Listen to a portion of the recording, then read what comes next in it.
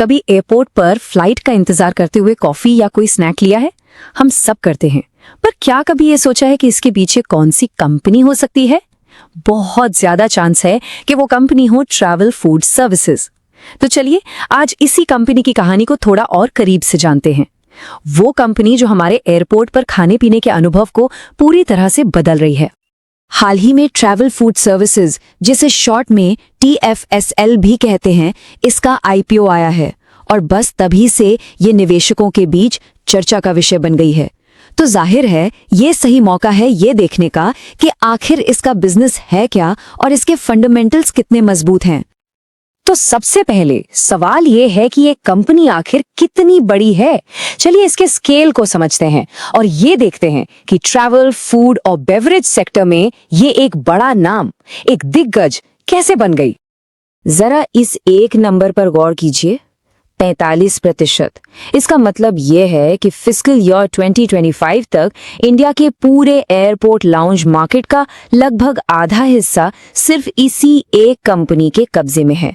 यानी देश के किसी भी बड़े एयरपोर्ट पर अगर कोई लाउंज में है तो बहुत बहुत ज्यादा संभावना है कि वो TFSL का ही लाउंज हो।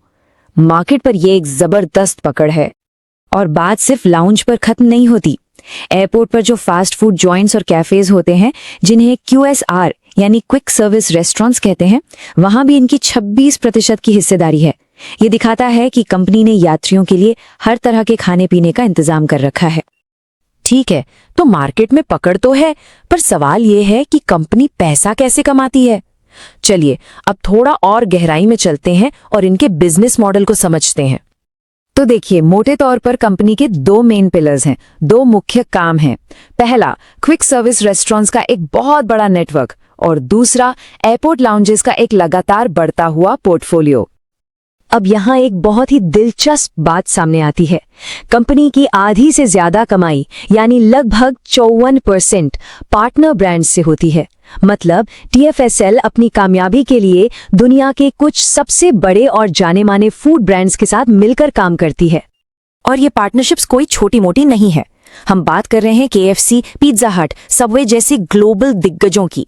ये वो नाम है जिन पर लोग भरोसा करते हैं और एयरपोर्ट जैसी जगह पर इनकी मौजूदगी TFSL को एक बहुत बड़ा एडवांटेज देती है।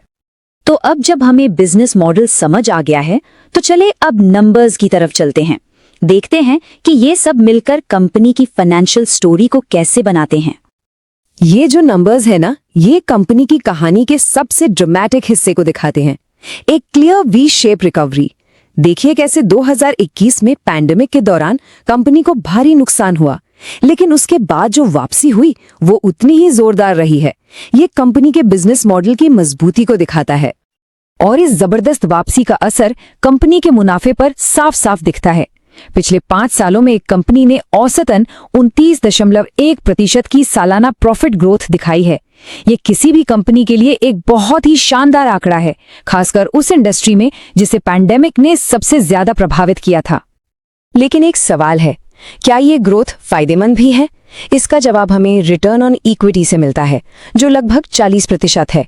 आसान भाषा में कहें तो ये बताता है कि कंपनी शेयर होल्डर्स के पैसे का कितना अच्छा इस्तेमाल करके मुनाफा कमा रही है और 40% का रिटर्न बेहतरीन माना जाता है। और आखिर में एक और अहम नंबर है रिटर्न ऑन कैपिटल एम्प्लॉयड, जो कि 41.7% है। इससे पता चलता है कि कंपनी अपने टोटल इन्वेस्टमेंट पर कितना रिटर्न कमा रही है।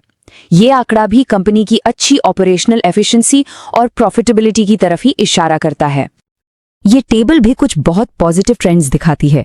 खास तौर पर डेटर डेज पर नजर डालिए। ये 39 से घटकर सिर्फ 23 पर आ गए हैं। इसका सीधा सा मतलब है कि कंपनी को अब अपने ग्राहकों से पैसा बहुत तेजी से वापस मिल रहा है, जो कैश फ्लो के लिए एक बहुत ही अच्छी बात है। ठीक है, तो पास्ट परफॉर्मेंस तो अच्छी दिख रही है, लेकिन असली सवाल तो भविष्य का है। आने वाले समय में ग्रोथ कहां से आएगी? तो देखिए, कंपनी के फ्यूचर ग्रोथ का एक बहुत बड़ा प्लान है ये अराया लाउंज एक्सपेंशन। ये एक स्ट्रैटेजिक पार्टनरशिप है जिसका मकसद कंपनी के लाउंज बिजनेस को इंडिया से निकालकर ग्लोबल लेवल पे ले जाना है। लेकिन जैसा कि हम जानते हैं, हर ग्रोथ स्टोरी में कुछ न कुछ चुनौतियां भी होती हैं।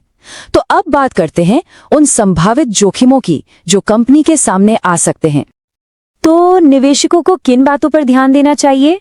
देखिए, सबसे बड़ा रिस्क तो यही है कि कंपनी पूरी तरह से ट्रैवल और एविएशन सेक्टर पर निर्भर है। इसके अलावा मार्केट में कंपटीशन बहुत तगड़ा है और अपने ग्लोबल प्लान को बसाहता लागू करना भी एक बड़ी चुनौती होगी। और आखिर में 45.6 का पीई रेशियो ये बताता है कि बाजार को कंपनी से भविष्य में बहुत ज्यादा ग्रोथ की उम्मीदें हैं, जो अपने आप में एक रिस्क है।